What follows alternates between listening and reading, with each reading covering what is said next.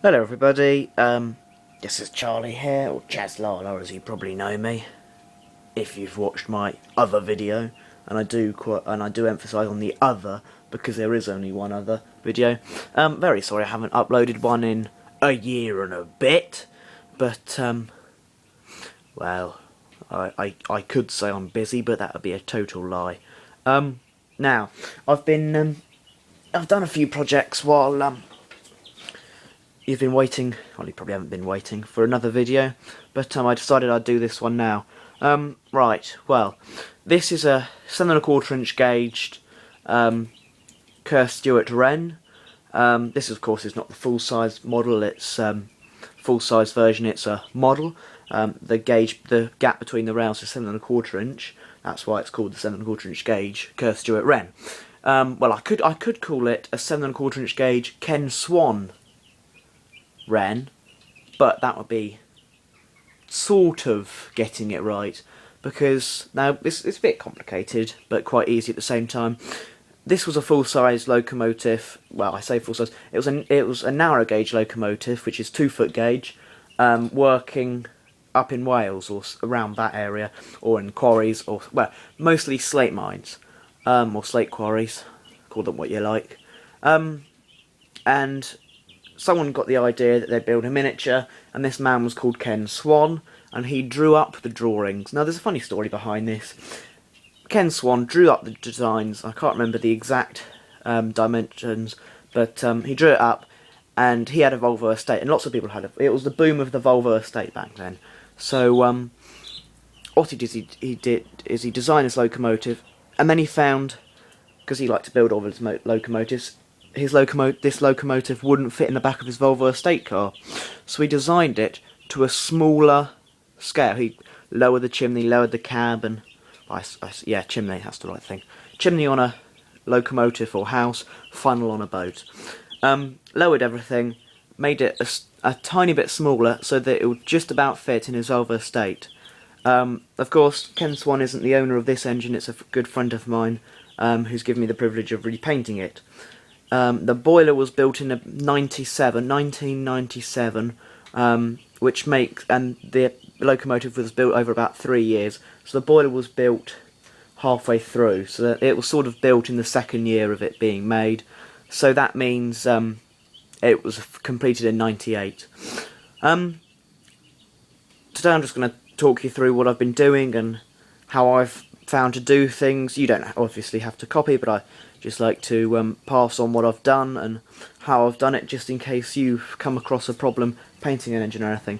Now, you'll find this is one of the most basic engines to paint. It's not one of the most basic engines, but most basic engines to paint. It's got no lining and no real lettering or numbering to be painted on the side. It's all really matte black, or red on the buffer beams. I say matte black, I should say satin black. Now, what I'm going to talk you through is how it was and what it looks like now. Now, annoyingly, I've just recorded this almost exact same video, but in portrait, not landscape, which I know is very annoying for you watchers, because you'll think, oh, 2 black lines down the side, which is very annoying, I know. I watch a bit of YouTube and it's very annoying like that. So what the main problem was, and I've said this in the last video, if I could get a picture up on screen, because I don't have any editing software and it's all on my iPod, if I can get a picture up on screen of what it used to look like, that would be great, and you can like compare them. But if I can't, well, I'm just going to tell you what was wrong and what wasn't. Here on the buffer beam, there was lots of paint chipped off and everything, and it was looking a bit worse, but the whole engine was looking a bit worse for wear. This was all the paint was chipped. There was no actual paint. There was paint on here, but it was all flaking off and chipping off. So I've repainted this, and I've also just repainted the pin for a bit of fun, as a bit of a tester. I've also cleaned up the buffers, which are just wooden blocks with a metal front. The smoke box, lots of paint was coming off of here, and the man who owns it lives by the sea, and he gets lots of salt air, and also when it gets wet, water stays on it, and it annoyingly, and sometimes it doesn't get dried off. So this bit here, I can't remember what I think it's called, the saddle. I can't remember now.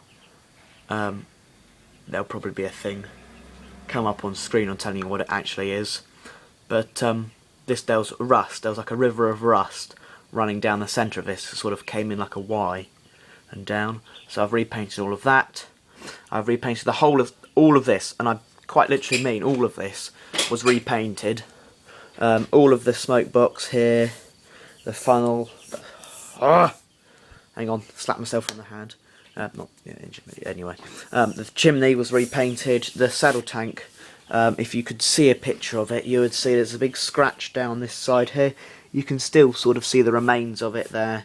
I'm not very good at feathering that in, but I feathered the sides in and feathered the top in. This was all, there was bits of brass showing here and there.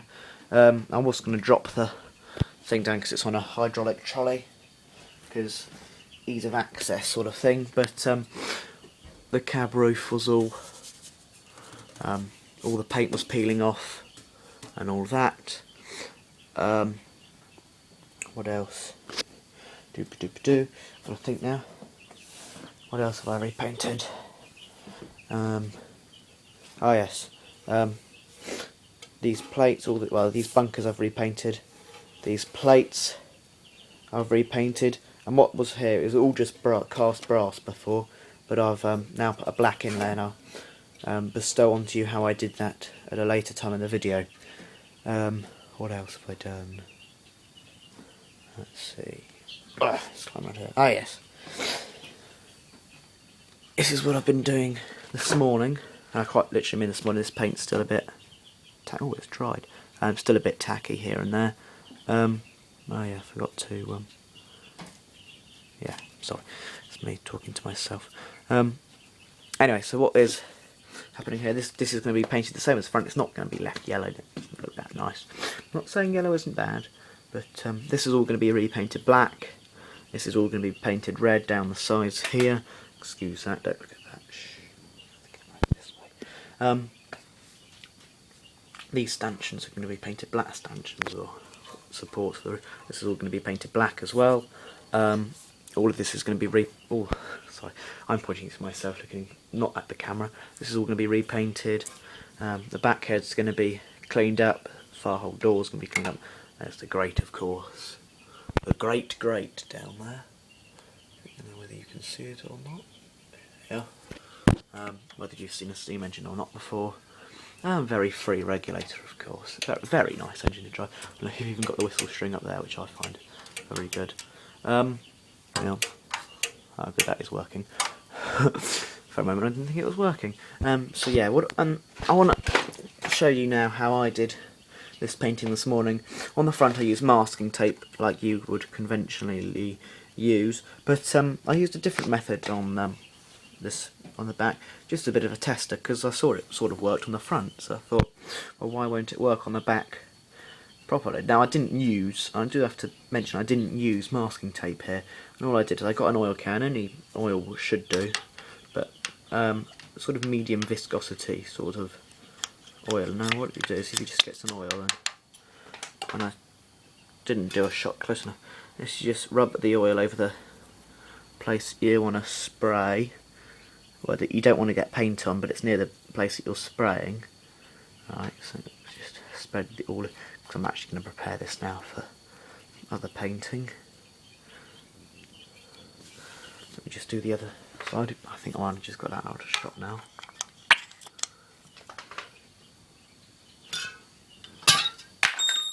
Oops-a-daisy.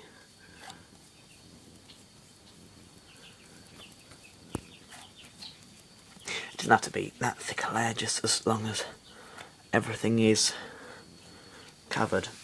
Now I was going to do something else to show you about it, but else is probably going to be a better way, because I'm actually, I'm shaking the camera, not the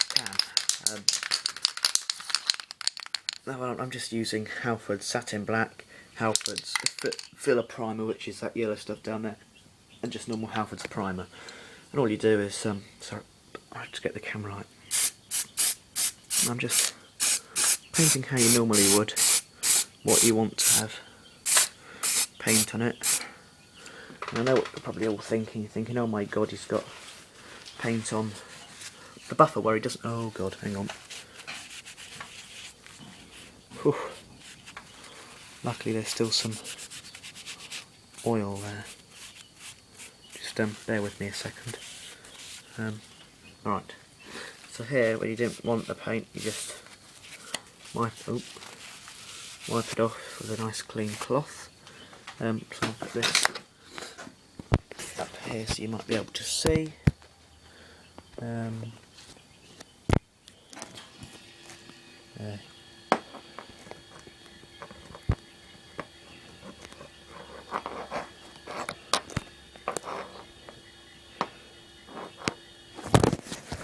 No, that's not going to work.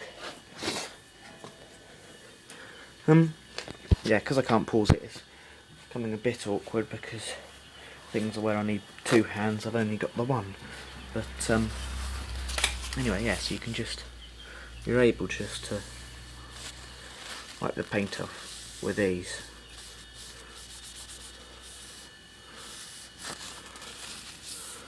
Now, that needs another coat of paint, so all you do is you just get a bit more oil in.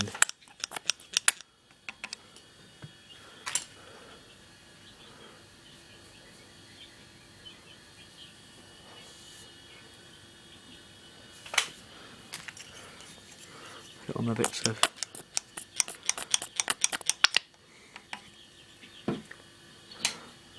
where you don't want paint to get, like this. And this is actually a proper process that I'm doing here, but I've only done it this morning. No, not to my knowledge at the moment, no one else has done this sort of thing before. Well, I haven't learnt from anybody how to do this. I sort of taught myself this morning on how to do it because I thought it would be a fun little experiment. So all you do is you get your paint and you just give it a... Now I do say though, don't think, oh well there's oil there, I can just leave it now and it will all come off at a later date. Don't try that, because I haven't actually tried that. I wouldn't suggest doing it because the paint will dry over the oil and everything will go wrong, knowing my luck, or even knowing your luck if I even knew you at the other end of this computer screen. So yeah, I don't say don't try this at home, but yeah, certainly don't do what I haven't sort of shown you, if you know what I mean. If I haven't shown you something, well, my suggestion is don't try not doing what I suggested, because it would most probably end badly.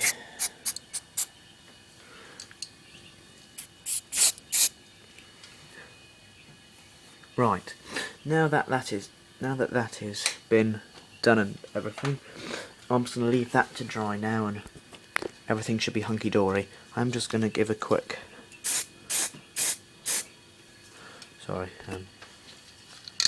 paint of all of this, because I won't be able to paint it otherwise at a later date. Coat of paint there, and a coat of paint here. Right, now that that is all painted, I'll leave that to dry and then I'll give coats of paint on the filler primer. Anything else which I need to tell you? This is getting very long-winded now. Two more things. This is actually going to be longer than my last video. Just like the screenshot, the video is going to be longer as well as the screenshot's going to be longer. Now over here, I'm just going to complete circle around the engine, which I didn't need to do. These plates. Now, these plates I need to talk about. What do I need to talk about with these plates? Oh my word, that's not. These plates. So what originally was, if you saw a picture of it, which I keep on talking about, which I'm going to put up on screen, fingers crossed. And all these were actual brass plates. And if I go to the side here, whoop, like that, you can see the letters are embossed. I think that's embossed. I think. Never get my words right. I do apologise for the silver screws.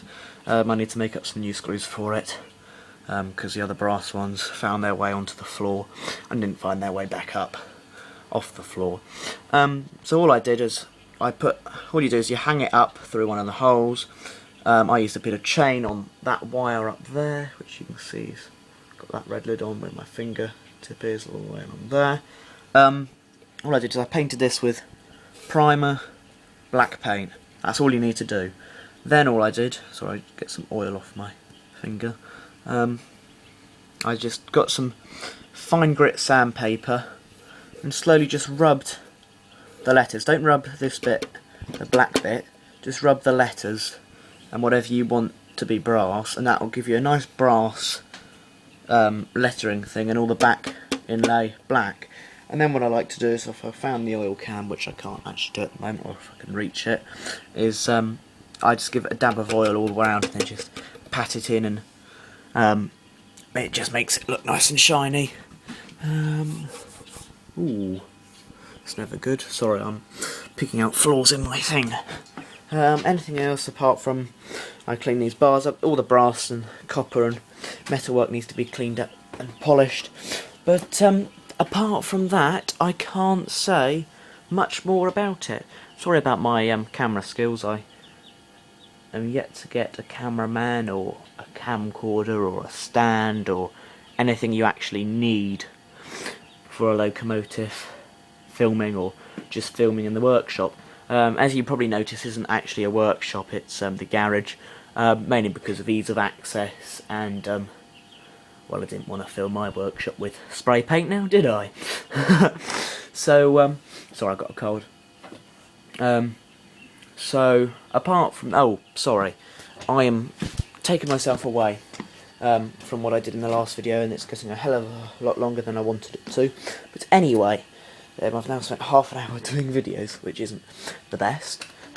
But what I've done is, if you're any real engineer, well, not actually if you're any real engineer, if you have a steam engine or something and you're driving it around the track and then you pack up and then you leave it to cool down, but while it's still rather hot and you're leaving it to cool down, hang on, let's just watch paint dry while I explain this to you, because it's going to be rather boring, but not. Hopefully not anyway. Watching paint dry. Oh, I think of my words now.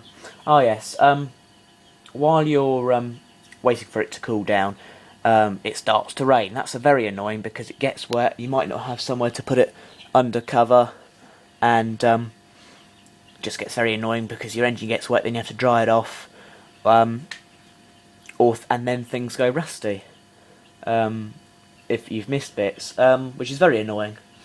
And the thing that's stopping you putting a cover on, if you even have a cover, because I know quite a few people who don't, the chimney up here is still exerting quite a bit of heat out the top from the firebox and the boiler and the smoke box and everything else that's still very warm. So heat is blurting out of this hole here, up here. So if I just drop her down, ready, it's going to be like going down, floor 6. On here, heat's coming out of this hole here, soot, lovely soot actually, and you can see there's a little lip here, and what I thought to do is, we had a cover made because the last one went missing up our model engineering club, which I'm sure people would love to visit. It's brilliant. I think it got mistaken for ranks and got used, but anyway, I'll promote that at the end. This chimney here, there's a big flange sort of lip here, and then there's a smaller one inside, and what I thought, perfect, you can put a bit of metal here with a hole cut out of it so it fits over here like that, and it rests on this bit. So that's exactly what I did. I had the cover made by a very good friend of my father's, who's a sailmaker, or used to be a sailmaker. He's all done my machines now. And what I had done is I had hole cut here, bit of metal here, and some tap washers here, pop rivets through, and it works sufficiently. Anyway, I better wrap up now because it's getting a bit long-winded, and I'll get some more videos to you soon. Bye.